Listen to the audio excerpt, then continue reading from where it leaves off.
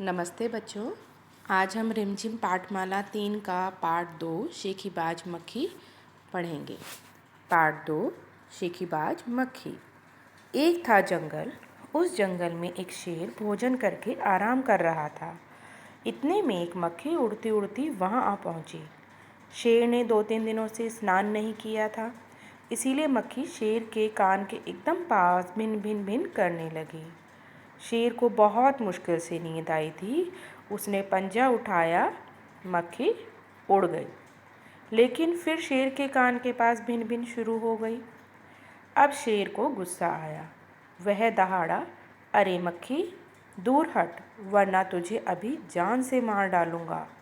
मक्खी ने धीरे से कहा, छी छी, जंगल के राजा के मुंह से ऐसी भाषा कहीं शोभा देती है।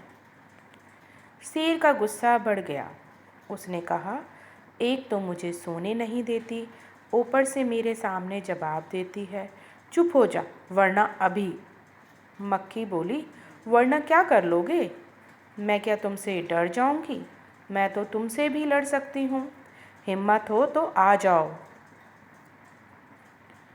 शेर आग बबूला हो उठा। उसने कान के पास पंजा मारा। मक्खी तो उड़ गई, पर कान जरा छिल गया। मक्खी उड़कर शेर की नाक पर बैठी तो उसने मक्खी को फिर पंजा मारा। मक्खी उड़ गई। अब की बार शेर की नाक छिल गई। मक्खी कभी शेर के माथे पर बैठती, कभी गाल पर तो कभी गर्दन पर। शेर पंजा मारता जाता और खुद को घायल करता जाता। मक्खी तो फट से उड़ जाती। अंत में शेर ऊब गया, थक गया। वह बोला, मक्खी बहन, अब मुझे छोड़ो, मैं हारा और तुम जीती, बस। मक्खी घमंड में चूर होकर उड़ते उड़ते आगे बढ़ी। सामने एक हाथी मिला।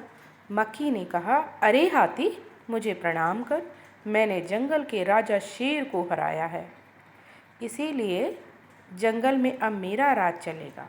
हाथी ने सोचा, इस पागल मक्खी से बहस करने में समय कौन बर्बाद करे।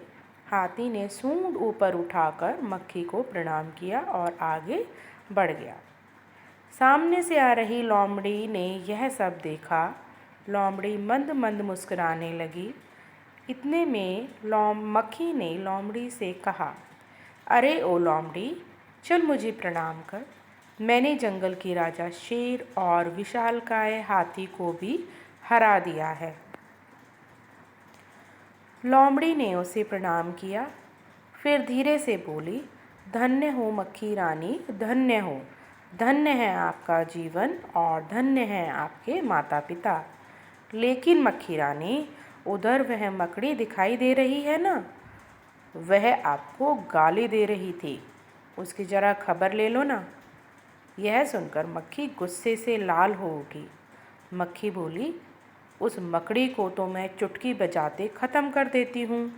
यह कहते हुए मक्खी मकड़ी की तरफ झपटी और मकड़ी के जाले में फंस गई। मक्खी जाले से छूटने की ज्यों-ज्यों कोशिश करती गई, त्यों-त्यों और भी अधिक फंसती गई। अंत में वह थक गई, हार गई। यह देखकर लोमड़ी मंद मंद मुस्कुराती हुई वहाँ से चलती बनी। बच्चों, इस कहानी के लेखक हैं योगेश जोशी जी।